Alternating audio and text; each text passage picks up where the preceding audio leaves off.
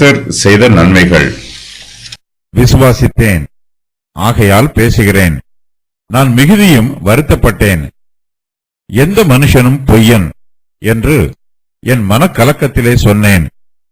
கர்த்தர் எனக்கு செய்த எல்லா உபகாரங்களுக்காகவும் அவருக்கு எண்ணத்தை செலுத்துவேன். ரட்சிப்பின் பாத்திரத்தை எடுத்துக்கொண்டு கர்த்தருடைய நாமத்தை தொழுது கொள்வேன். நான் கர்த்தருக்கு செய்த பொருத்தனைகளை அவருடைய ஜனங்கள் எல்லாருக்கும் முன்பாகவும் செலுத்துவேன். கர்த்தருடைய பரிசுத்தவான்களின் மரணம் அவர் பார்வைக்கு அருமையானது. கர்த்தாவே, நான் உமது அடியேன். நான் உமது அடியாளின் புத்திரனும் உமது ஊழியக்காரனுமாய் இருக்கிறேன். என் கட்டுகளை அவிழ்த்து விட்டீர். நான் உமக்கு ஸ்தோத்திர பலியை செலுத்தி கர்த்தருடைய நாமத்தை தொழுது கொள்வேன். நான் கர்த்தருக்கு செய்த பொருத்தனைகளை அவருடைய ஜனங்கள் எல்லாருக்கும் முன்பாகவும் கர்த்தருடைய ஆலயத்தின் பிரகாரங்களிலும் எருசலேமே உன் நடுவிலும் நிறைவேற்றுவேன். அல்லேலூயா. விசுவாசித்தேன், விசுவாசித்தேன், ஆகையால் பேசுகிறேன். நான் மிகுதியும் வருத்தப்பட்டேன். செப்துவஜின்ட் பதிப்பிலும் மேலும் பல பழைய பதிப்புகளிலும் சங்கீதம் 116 10 முதல் 19 வரை உள்ள வசனங்கள் தனி சங்கீதமாக எழுதப்பட்டிருக்கிறது. இந்த வசன பகுதிகளை இரத்த சாட்சிகளின் கீதம் என்று அழைக்கிறார்கள். கர்த்தருடைய பரிசுத்தவான்களின் மரணம் அவர் பார்வைக்கு அருமையானது என்ற வசனத்தை ஆதாரமாக வைத்து இந்த வசன பகுதியை இரத்த சாட்சிகளின் கீதம் என்று அழைக்கிறார்கள். தாவீது கர்த்தரிடத்தில் 3 காரியங்களை அறிக்கை செய்கிறார். அவையாவன: விசுவாசம், மனக்கலக்கம், ஸ்தோத்திரம் பண்ணுவது. தாவீது தன்னுடைய விசுவாசத்தை பற்றி சொல்லும்போது விசுவாசித்தேன், ஆகையால் பேசுகிறேன் என்று சொல்லுகிறார். அப்போஸ்தலர் பவுல் தன்னுடைய நிருபத்தில் இந்த வசனத்தை மேற்கோளாக சொல்லுகிறார். விசுவாசித்தேன், ஆகையால் பேசினேன் என்று எழுதியிருக்கிறபடி நாங்களும் அந்த விசுவாசத்தின் ஆவியை உடையவர்களாயிருந்து விசுவாசிக்கிறபடியால் பேசுகிறோம். 2 கொரிந்தியர் 4:13. பவுல் இந்த வசனத்தை குறிப்பிடும் போது இதில் தன்னையும் தன்னோடு கூட தன்னுடைய உடன் ஊழியக்காரர்களையும் சேர்த்துக் கொள்கிறார். அவர்கள் எல்லோரும் கிறிஸ்துவுக்காக பாடுகளை அனுபவிக்கிறார்கள். ஆனாலும் அவர்கள் கிறிஸ்துவை விசுவாசிக்க வெட்கப்படவில்லை. கிறிஸ்துவை தங்கள் ஆண்டவர் என்று தைரியமாய் அறிக்கை செய்கிறார்கள். கர்த்தர் இருக்கிறார் என்றும் அவருடைய பராமரிப்பையும் அவருடைய வாக்குத்தத்தத்தையும் தாவீது விசுவாசிக்கிறார். சாமுவேல் தாவீதை அபிஷேகம் பண்ணிய போது தாவீது ஆடு மேய்க்கிறவராய் இருந்தார். அவருடைய கையில் ஆடுகளை மேய்க்கும் கோல் இருந்தது. சாமுவேலோ தாவீதின் கையில் ராஜாவின் செங்கோல் இருக்கும் என்று வாக்கு பண்ணினார். அவர் தாவீதை ராஜாவாக அபிஷேகம் பண்ணினார். சாமுவேலின் மூலமாய் சொல்லப்பட்ட தேவனுடைய வார்த்தையை தாவீது விசுவாசித்தார். தேவனுடைய வார்த்தையின்படி தாவீது ராஜாவாக ஆவதற்கு முன்பாகவே அவருக்கு அநேக பாடுகளும் வேதனைகளும் உபத்திரவங்களும் உண்டாயிற்று. அவருடைய ஜீவனுக்கு ஆபத்து உண்டாயிற்று. கர்த்தருடைய வாக்குத்தத்தம் நிறைவேறுவதற்கு முன்பாகவே தாவீதுக்கு பிரச்சனைகளும் வேதனைகளும் நெருக்கங்களும் உண்டாயிற்று. இவை எல்லாவற்றிற்கும் மத்தியில் தாவீது கர்த்தரை நம்புகிறார். கர்த்தருடைய வார்த்தையை நம்புகிறார். விசுவாசித்தேன், பேசுகிறேன் என்று நம்பிக்கையோடு சொல்லுகிறார். தாவீது கர்த்தருடைய வார்த்தையை விசுவாசிப்பதனால் அவர் ஜெபத்தில் கர்த்தரோடு பேசுகிறார். கர்த்தரை துதித்து அவருக்கு தன்னுடைய நன்றியையும் ஸ்தோத்திரத்தையும் ஏறெடுக்கிறார். கர்த்தருடைய நாமத்தை தொழுது கொள்கிறார். தாவீதின் வருத்தம் என்ன என்று இந்த சங்கீதத்தில் தெளிவாக கூறப்படவில்லை. ஒருவேளை தாவீதின் வருத்தம் அவருடைய சரீர வியாதியாக இருக்கலாம். அப்சலோம் தாவீதுக்கு எதிராக பண்ணிய கலகமாக இருக்கலாம். தாவீதின் வருத்தம் அதிகம். இந்த வருத்தத்தில் இருந்து கர்த்தர் அவரை விடுவித்தார். என் மனக்கலக்கத்திலே சொன்னேன், எந்த மனுஷனும் பொய்யன் என்று என் மனக்கலக்கத்திலே சொன்னேன். தாவீது மிகுந்த மனக்கலக்கத்தில் இருக்கிறார். நிதானம் இல்லாமல் பேசுகிறார். அவருக்கு நடைபெறும் காரியங்கள் அவருக்கே ஆச்சரியமாய் இருக்கிறது. தாவீதின் வாழ்க்கையில் அவர் எதிர்பாராத காரியங்கள் நடைபெறுகிறது. அநேக காரியங்கள் நன்மைக்கு பதிலாக தீமையாகவே இருக்கிறது. இதனால் அவருக்கு மனக்கலக்கம் உண்டாயிற்று. சவுல் தாவீதை கொன்று போட வேண்டும் என்று சதி ஆலோசனை பண்ணுகிறார். தாவீதை பிடிப்பதற்கு முயற்சி பண்ணுகிறார். தாவீது யாரோடெல்லாம் பழகிறாரோ அவர்கள் எல்லோருமே அவருக்கு விரோதிகளாய் இருக்கிறார்கள். அவருக்கு தீங்கு செய்கிறார்கள். இப்படிப்பட்ட ஒரு சூழ்நிலையில் எந்த மனுஷனும் பொய்யன் என்று தாவீது மனக்கலக்கத்தோடு சொல்லுகிறார். சவுல் தன்னோடு கூட இருப்பார் என்றும் அவருடைய யுத்த வீரர்கள் எல்லாம் தனக்கு உதவி செய்வார்கள் என்றும் தாவீது எதிர்பார்த்தார். கோலியாத்தை கொன்றதினால் தனக்கு நற்பெயரும் சவுலின் அரண்மனையில் மரியாதையும் கிடைக்கும் என்று தாவீது நினைத்தார். ஆனால் தாவீது நினைத்தது போல் சவுல் அவருக்கு நன்மை செய்யவில்லை, தீமையையே செய்தார். தாவீதுக்கு துன்பம் வந்தபோது அவருடைய சிநேகிதர்கள் அவரோடு கூட இருந்து அவருக்கு உதவி செய்வார்கள் என்று நினைத்தார். ஆனால் அவர்களோ தாவீதை தனியாக விட்டுவிட்டு போய்விட்டார்கள். சவுல் தாவீதின் மீது கோபமாய் இருக்கிறார் என்பதை தெரிந்தவுடன் தாவீதின் சிநேகிதர்கள் எல்லாம் அவரை கைவிட்டு விட்டார்கள். நமக்கும் கஷ்டங்கள் வரும்போது மனக்கலக்கமும் வரும். நாம் சில சமயங்களில் அவசரப்பட்டு நிதானம் இழந்து பேசிவிடுவோம். மனக்குழப்பத்தில் பேசக்கூடாத வார்த்தைகளை பேசிவிடுவோம். நாம் செய்த தப்பிதங்களுக்காக, நாம் மனக்கலக்கத்திலே சொன்ன பாவமான வார்த்தைகளுக்காக மனம் வருந்தி கர்த்தரிடத்தில் மன்னிப்பு கேட்க வேண்டும். கர்த்தர் நம்மை மன்னிப்பார். நமக்கு மறுபடியும் ஒரு நல்ல வாய்ப்பை கொடுப்பார். அப்போது நாம் மனக்கலக்கத்தில் பேசாமல் தெளிந்த சிந்தனையோடு விசுவாசத்தோடு ஆவியானவரின் பலத்தினால் பேச வேண்டும். நம்முடைய கண்களுக்கு முன்பாக இராதபடிக்கு வெட்டுண்டேன் என்று நான் என் மனக்கலக்கத்திலே சொன்னேன். ஆனாலும் நான் உம்மை நோக்கி கூப்பிட்ட போது என் விண்ணப்பங்களின் சத்தத்தை கேட்டீர் என்று தாவீது சொல்லுகிறார். நமக்கு பிரச்சனைகள் வரும்போது நாம் கர்த்தரையே நோக்கி பார்க்க வேண்டும். மனுஷனை நோக்கி பார்க்க கூடாது. மனுஷனை நோக்கி பார்த்தால் நமக்கு பிரச்சனைகளும் நமது கலக்கங்களும் அதிகரிக்கும். நமது வார்த்தைகளும் இதுபோன்று தாறுமாறாக இருக்கும். கர்த்தருடைய நாமத்தை தொழுது கொள்ளுவேன். கர்த்தர் எனக்கு செய்த எல்லா உபகாரங்களுக்காகவும் அவருக்கு எண்ணத்தை செலுத்துவேன். ரட்சிப்பின் பாத்திரத்தை எடுத்துக்கொண்டு கர்த்தருடைய நாமத்தை தொழுது கொள்ளுவேன். நான் கர்த்தருக்கு செய்த பொருத்தனைகளை அவருடைய ஜனங்கள் எல்லாருக்கும் முன்பாக செலுத்துவேன். தாவீதுக்கு துன்பங்களும் வேதனைகளும் நெருக்கங்களும் பயங்களும் உண்டாயிற்று. இவை எல்லாவற்றையும் விட கர்த்தருடைய நன்மைகளும் அவருக்கு உண்டாயிற்று. தாவீது பல சமயங்களில் நெருக்கத்திலே அகப்பட்டு கொண்டாலும் கர்த்தர் தம்முடைய கிருபையினால் தாவீதை மீட்டுக் கொண்டார். தாவீதின் ஆத்துமாவை ரட்சித்தார்.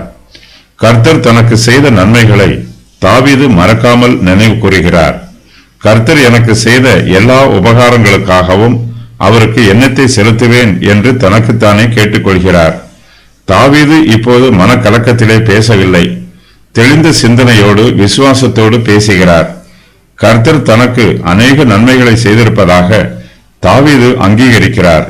இவை எல்லாவற்றையும் கர்த்தருடைய உபகாரங்கள் என்று சொல்லுகிறார். கர்த்தர் நமக்கு செய்கிற உபகாரங்களுக்காக நம்மால் அவருக்கு அதற்கு ஈடாக எதையும் செலுத்த முடியாது.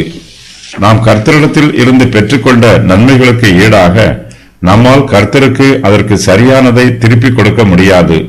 ஆனாலும் நமக்கு நன்மை செய்த கர்த்தருக்கு நாம் ஒன்றும் செய்யாமலும் இருக்கக்கூடாது. கர்த்தர் ஏற்றுக்கொள்ளக்கூடியதை நாம் அவருக்கு கொடுக்க வேண்டும். நாம் நன்றியுள்ள இருதயத்தோடு கர்த்தருக்கு கொடுக்க வேண்டும். கர்த்தர் தனக்கு செய்த எல்லா உபகாரங்களுக்காகவும் தாவீது கர்த்தருக்கு ஒரு சில காரியங்களை செலுத்துவதாக சொல்லுகிறார். அவையாவன: ரட்சிப்பின் பாத்திரத்தை எடுத்துக்கொண்டு கர்த்தருடைய நாமத்தை தொழுது கொள்ளுவேன். நான் கர்த்தருக்கு செய்த பொருத்தனைகளை அவருடைய ஜனங்கள் எல்லாருக்கும் முன்பாகவும் செலுத்துவேன். நான் உமக்கு ஸ்தோத்திர பலியை செலுத்தி கர்த்தருடைய நாமத்தை தொழுது கொள்ளுவேன். நான் கர்த்தருக்கு செய்த பொருத்தனைகளை அவருடைய ஜனங்கள் எல்லாருக்கும் முன்பாகவும் கர்த்தருடைய ஆலயத்தின் பிரகாரங்களிலும் எருசலேமே உன் நடுவிலும் நிறைவேற்றுவேன். தாவீது ரட்சிப்பின் பாத்திரத்தை எடுத்துக்கொண்டு கர்த்தருடைய நாமத்தை துதிக்கிறார். பழைய ஏற்பாட்டில் சொல்லப்பட்டிருக்கிற மோசேயின் பிரமாணத்தின்படி தாவீது கர்த்தருக்கு பானபலிகளை செலுத்துகிறார். கர்த்தர் தனக்கு செய்த நன்மைகளை நன்றியுள்ள இருதயத்தோடு நினைவு கூறுவதற்கு அடையாளமாக தாவீது கர்த்தருக்கு பானபலிகளை செலுத்துகிறார். கர்த்தர் தன்னை மீட்டுக் கொண்டதற்கு அடையாளமாக தாவீது ரட்சிப்பின் பாத்திரத்தை எடுத்துக்கொள்கிறார். கர்த்தர் தாவீதுக்கு அநேக உபகாரங்களை செய்திருக்கிறார். அவர் தாவீதின் கரத்தில் எந்த பாத்திரத்தை கொடுத்தாலும் தாவீது அதை நன்றியுள்ள இருதயத்தோடு பெற்றுக்கொள்கிறார். கர்த்தரோடு விவாதம் பண்ணாமல் கர்த்தருடைய சித்தம் ஆக கடவது என்று விசுவாசத்தோடு சொல்லுகிறார். கர்த்தருடைய சித்தமே பரிசுத்தமான சித்தம். தாவீது இங்கு பேசுவது தாவீதின் குமாரனாகிய இயேசு கிறிஸ்து பேசுவது போல உள்ளது. பிதா எனக்கு கொடுத்த பாத்திரத்தில் நான் பானம் பண்ணாதிருப்பேனோ என்று இயேசு சொன்னார். யோவான் 18:11. அப்படி இருக்க சகோதரரே, நீங்கள் உங்கள் சரீரங்களை பரிசுத்தமும் தேவனுக்கு பிரியமுமான ஜீவ பலியாக ஒப்புக் கொடுக்க வேண்டும் என்று தேவனுடைய இரக்கங்களை முன்னிட்டு உங்களை வேண்டிக் கொள்கிறேன். இதுவே நீங்கள் செய்யத்தக்க புத்தியுள்ள ஆராதனை. ரோமர் 12:1.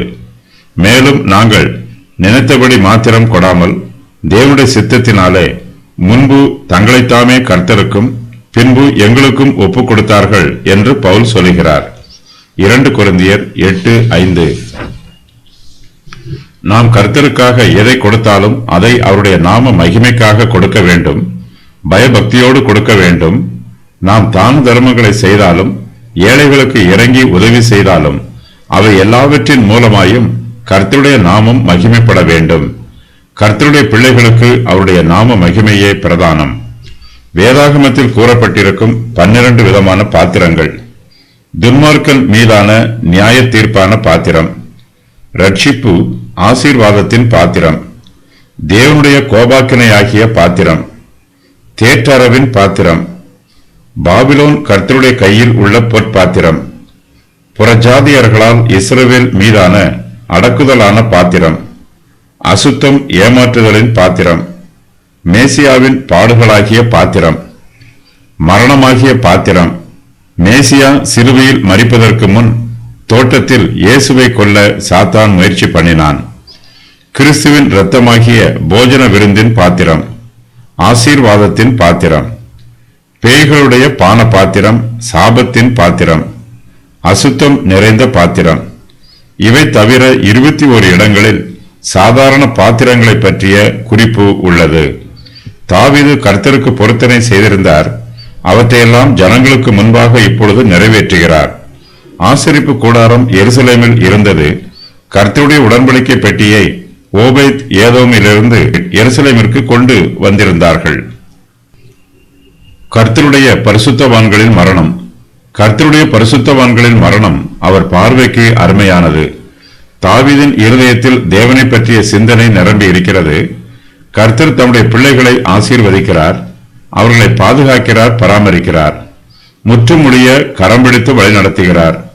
கர்த்தர் தம்முடைய பரிசுத்தவான்களை பராமரிப்பதை பற்றி தாவீது மிகவும் சுருக்கமாக, கர்த்தருடைய பரிசுத்தவான்களின் மரணம் அவர் பார்வைக்கு அருமையானது என்று சொல்லுகிறார். தாவீதின் ஜீவன் கர்த்தருடைய பார்வைக்கு அருமையானது. தாவீதுக்கு அநேக சத்துருக்கள் இருந்தாலும் அவர்களால் தாவீதின் ஜீவனை எடுக்க முடியாது. கர்த்தரே தாவீதின் ஜீவனுக்கு பாதுகாப்பாக இருக்கிறார். கர்த்தருடைய சித்தத்தின் பிரகாரம் அவருக்கு ஏற்ற வேளையில் தாவீதுக்கு சரீர மரணம் உண்டாகும். அப்போது தாவீதின் மரணம் கர்த்தருடைய பார்வைக்கு அருமையானதாக இருக்கும். தாவீது இந்த சத்தியத்தை தன்னுடைய இருதயத்தில் தியானித்து பார்த்து தனக்குத்தானே ஆறுதல் சொல்லிக் கொள்கிறார்.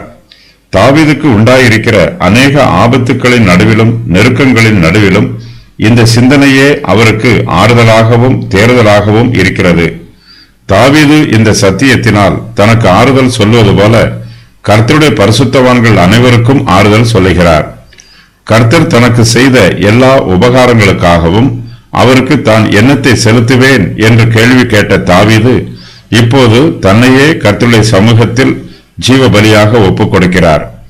எல்லா சர்வாங்க தகன பலிகளை விட நம்மை கர்த்தருக்கு ஜீவ பலியாக ஒப்புக் கொடுப்பதே கர்த்தருக்கு பிரியமான பலி.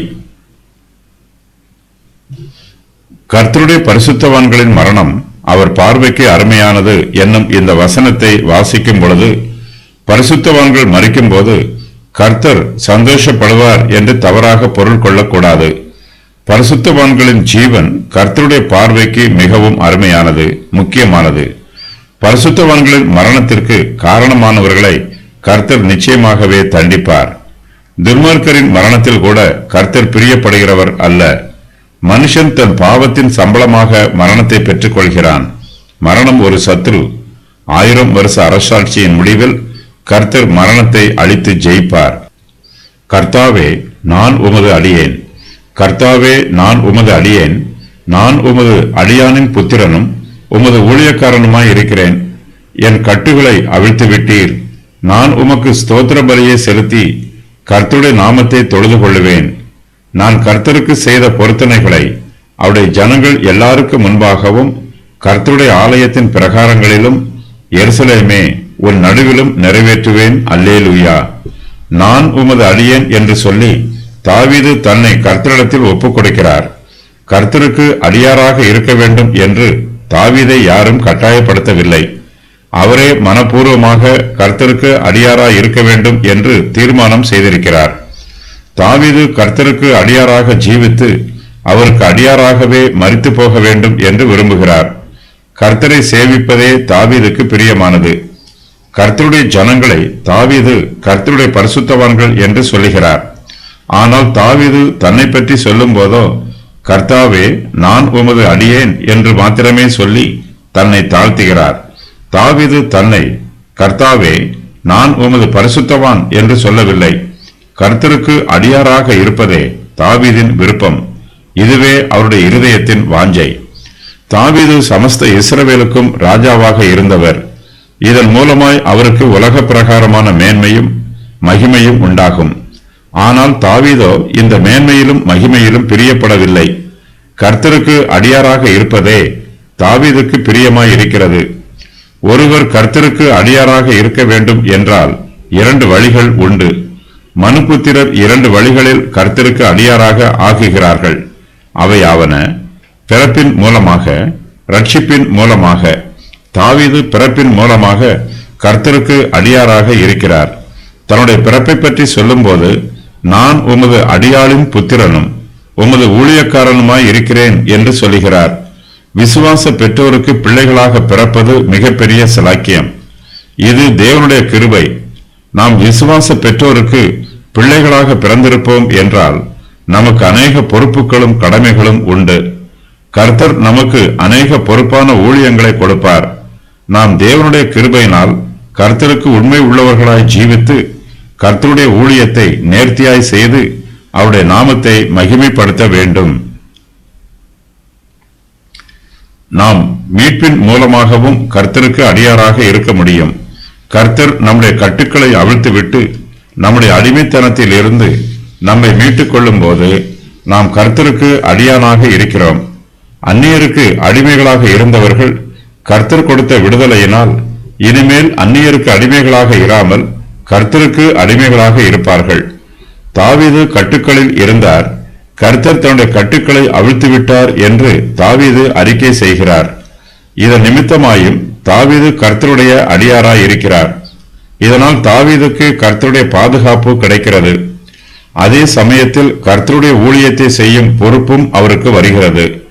கர்த்தர் நம்மை அடிமைத்தனத்தின் கட்டுக்களில் இருந்து அவிழ்த்துவிட்டு விடுதலை செய்யும் போது அவர் நம்மை தம்முடைய அன்பின் கட்டுகளால் தம்மோடு சேர்த்து கட்டி போடுகிறார். தாவீது கர்த்தருக்கு செய்ய வேண்டிய ஊழியத்தை பற்றி இங்கு சொல்லுகிறார். நான் உமக்கு ஸ்தோத்திர பலியை செலுத்தி கர்த்தருடைய நாமத்தை தொழுது கொள்ளுவேன்.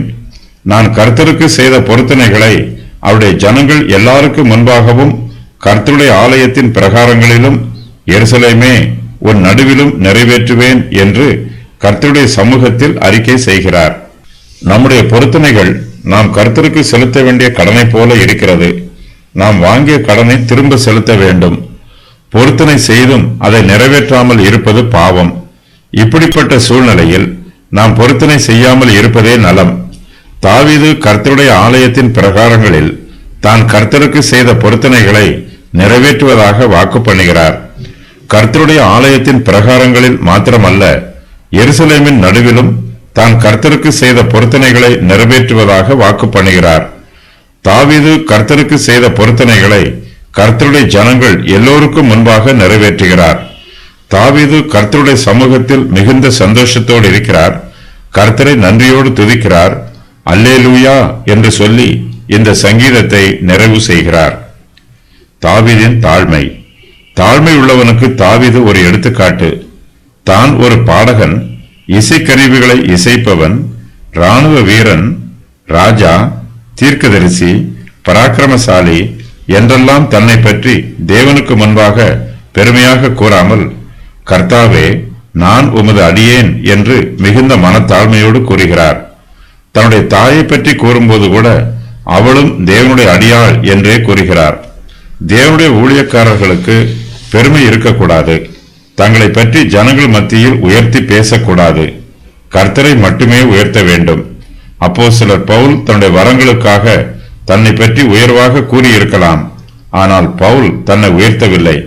இயேசு கிறிஸ்து தம்மை தாழ்த்தினார்.